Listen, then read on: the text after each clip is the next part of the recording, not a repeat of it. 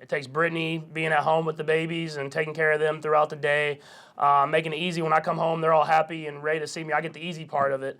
It takes my family being behind me, supporting me. It takes people like a culture like I have here in Kansas City, to where I can come in and be myself, have this personality that I have, and it's hard. I mean, it's hard for anybody when you have this much pressure on you every single day to go out there and be your best.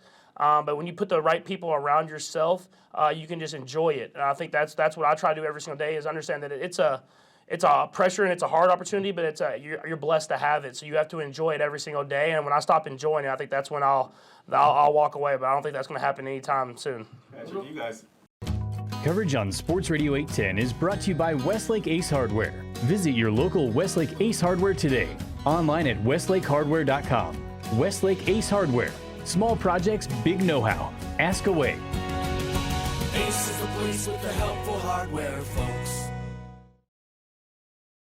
What's the challenge in playing a team so close together? You guys seem to do it all the time against Denver.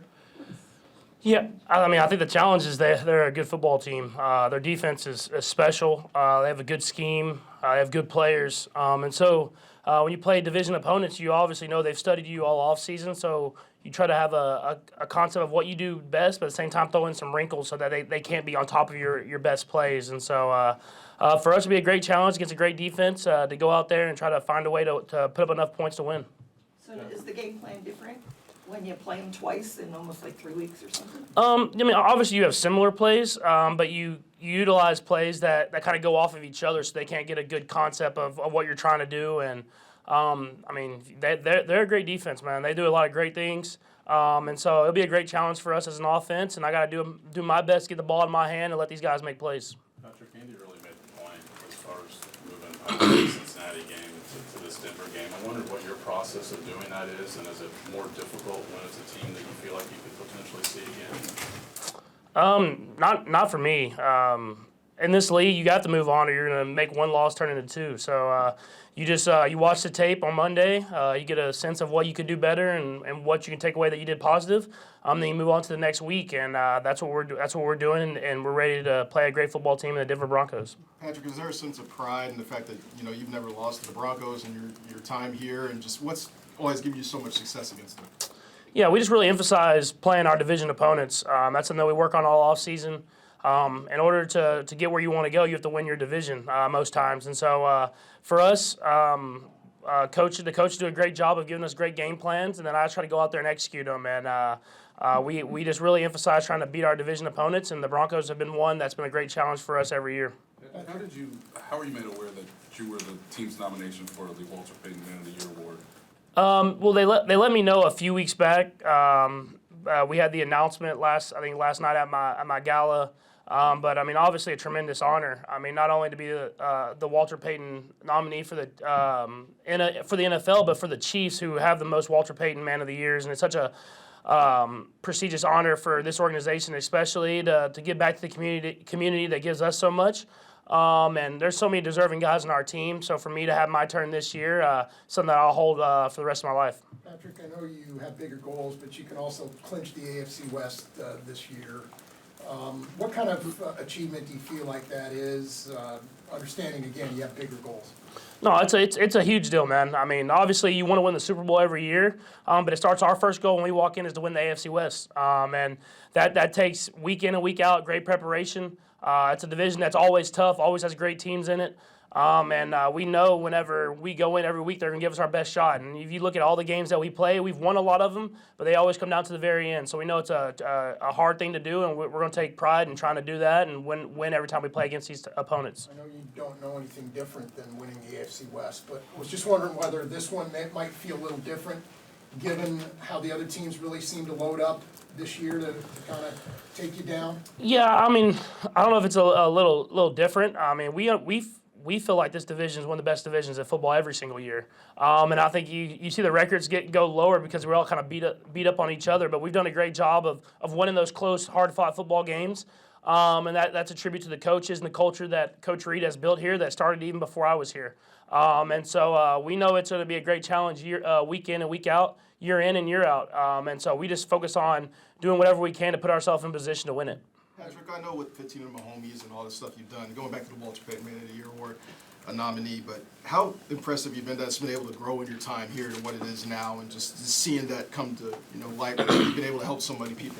Yeah, I mean, it's way past what I even dreamed of it ever being. And I think that goes to the people that I have around me and the people in the communities that have brought me up. They've been willing to give back and help me kind of follow this dream of giving back to the communities that help me out so much. And it takes everybody. It's not just me. I mean, I'm the face of it, but there's so many people behind the scenes that make this thing go. And the community, like I said, in Kansas City and Tyler, Texas, and Lubbock, Texas, that have donated their time, their money, whatever it is, to make this foundation become what it is. It's truly special and something that I'll have for the rest of my life, and something I never could have even dreamed of. The last time you lost this year, you guys won 5 games in a row. What do you think it is about this particular room that enables you to rebound in that fashion for such a long stretch? Yeah, I think it's just a mindset of when you lose, you get that sour taste in your mouth, but you have to kind of do whatever you can to get better from it. It's cool to see with a lot of young guys that you do that, because a lot of times you see the young guys, it can go bad fast, but we've had guys that bounce back and continue to work to improve, learn, like I said, from the negatives, take away from the positives as well, and be better the next time we step on that field. And that's what you want when you're kind of getting to this late part of the season, when you're trying to build and make a playoff run. Patrick, are you a believer that you learn more from a loss than a win? I think you have to learn from both. In order to be great in this league, you can't. You don't want to lose, so you have to be able to learn from those wins just as much as you learn from those losses. And the losses might, I guess, set a little bit of a fire under you sometimes, where you want to go out and especially that next week and prove that that's not who you are. And I think guys understand that, is that we left some tape out there that we weren't necessarily happy with. So how can we be better this next week, and so that we can improve as this season goes on? How has the foot felt the last couple of days after the game? It's felt good. I mean, you always deal with bruises and little things in the NFL season. And so luckily for me, it's just a bruise and something that I can just kind of bounce back from and be out there at practice and keep getting better like we're trying to do. Patrick, I don't know if you saw the ESPN interview with Andrew Luck. He finally talked for the first time since he retired. And some of the things he talked about, the burden of being the face of the franchise and all that, and life changes. And you've gone through plenty of that stuff here recently as well with the addition of your son. How have you balanced all that stuff and still put all the work in that you need to put in to go be, at your best when you're out there on Sundays? Yeah, I haven't seen the interview yet, but obviously I think it takes like I said, it takes a lot of people. It's not just me. It takes Brittany being at home with the babies and taking care of them throughout the day, making it easy. When I come home, they're all happy and ready to see me. I get the easy part of it. It takes my family being behind me, supporting me. It takes people like a culture like I have here in Kansas City, to where I can come in and be myself, have this personality that I have. And it's hard. I mean, it's hard for anybody when you have this much pressure on you every single day to go out there and be your best. But when you put the right people around yourself, you can just enjoy it. And I think that's what I try to do every single day, is understand that it's a pressure and it's a hard opportunity, but you're blessed to have it. So you have to enjoy it every single day. And when I stop enjoying it, I think that's when I'll walk away. But I don't think that's going to happen anytime soon. Patrick, you guys, we'll go 3 or 4 more. We'll go with Vahe and we'll walk around. Nate, Steve, Nate. Go ahead. Patrick, also with regard to the Man of the Year nomination, you'll always be a proud Texan, but at this point I wonder how much you sort of identify as a Kansas Citian too, and what this does kind of to, I don't know, fuse together your image as the Chiefs. Yeah, I'm like dual. I'm a Texan and a Kansas Citian for sure. I mean, I'm building a house here. I'm gonna be here for a long time. I always will have a house in Kansas City, and I think that's just because I appreciate the people so much and how they've taken my family in and made it a part of this community. And I think y'all know, I mean, this community is special, and I always have that Texan in me a little bit, but the Kansas Citian is definitely something that I'm proud of. And is there a parallel, do you think, between you saying you're the face of the foundation, but also maybe with all the things working behind it, and same here with the Chiefs, that you're the most visible part, but it's all the things behind the scenes that make you go? Yeah, I mean, for sure. I mean, it takes, like I said, it takes everybody. It's not just me. And everything that I do, I just try to go out there and enjoy the moments that I have. I know I'm blessed to be in this organization, to have the people that I have around me, and to be in this city. And so I don't say I'm the face of the Chiefs, though. That's Coach Reed and that mustache. So I'm going to follow behind his lead. Patrick, you guys still lead the league in points per game, yet you have a minus turnover differential.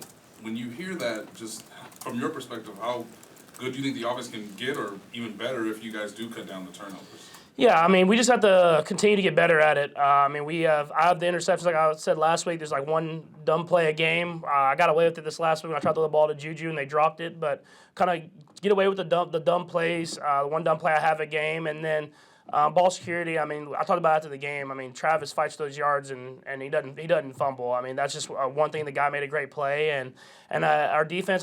They're around the football, so I know the turnovers are coming. And when they do, I think we can even be a better team. Steve? You guys have had the ability to be able to battle from behind, right? Like, start off slow, not only this year, but years past, and come back for the win. But do you feel like you guys have kind of gotten complacent and settled for that? I don't think so. I think we just have to be better at executing earlier in the game. I feel like we had a good drive that first drive, and without him knocking that ball down, I think we could have got the ball to Travis with a chance to score there on that first drive, and we ended up getting behind. And I think the good thing is that we've done it before, so we don't panic. We just go about doing our business and stuff like that, and taking it one play at a time. But obviously, we want to try to build up leads if we can. But whatever way the game takes us, I've trusted our guys are going to fight until the very end of it. Last one, Nick. Patrick, heading into week 14, what offensive identity do you feel like you guys have been able to build with these 13? Yeah, I think we're becoming more and more balanced as the year goes on, and I think that's going to be a good thing as the playoffs come. We're able to run the ball well. I think Pacheco's doing a great job, as well as those other backs of hitting it when it's there and getting the yards that's there. And then we've been spreading the ball around, and I think that's been the thing that I think it can take us into the playoffs. Is obviously we have guys that can make plays, but if we can spread the ball around, be balanced, I think we can be a better team at the end of the season than we were at the beginning.